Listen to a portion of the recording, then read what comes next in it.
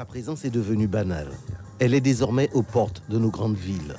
La grande précarité, la misère s'est ainsi invitée, à moins de 2 km de la mairie de Cayenne. On appelle l'endroit HLM Palétuvier au Lamatine.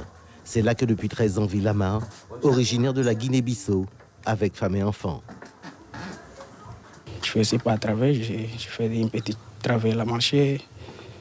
Oui, c'est comme ça, c'est très difficile même. Tu vis avec combien d'argent par mois pour faire vivre ta femme, toi et ta fille?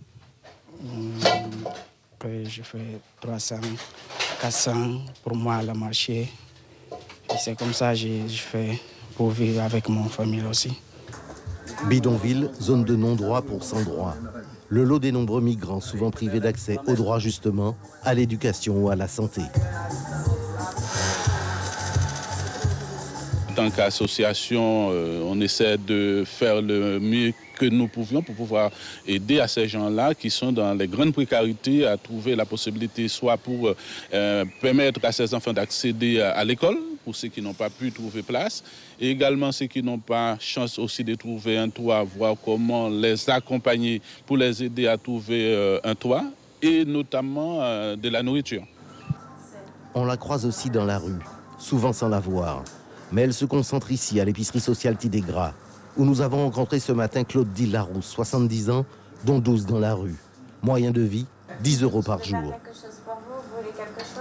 Je considère que chaque jour est un miracle. Je me couche le soir, je suis extrêmement fatigué, j'ai pratiquement 70 ans, et je me dis comment je vais faire demain, mais je ne m'inquiète plus. J'ai pris l'habitude de ne pas m'inquiéter de ce genre de choses. Je dors, je me réveille, et le lendemain, notre jour, il fait beau ou il pleut. C'est la précarité. Retraité pauvre, Claude, depuis quelques années, a été rejoint à la table des grands précaires par des nécessiteux de nouveaux genres. Ceux-là ont un emploi, mais sont des travailleurs pauvres.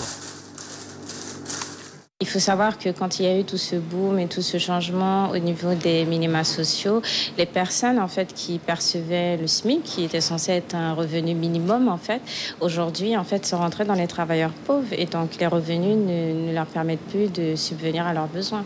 Donc il y a en fait tout ce boom et tout ce changement concernant en fait les revenus, les charges, également le coût de la vie qui a augmenté et même si en fait il y a des choses qui évoluent, ça évolue pour certaines catégories et pas pour d'autres.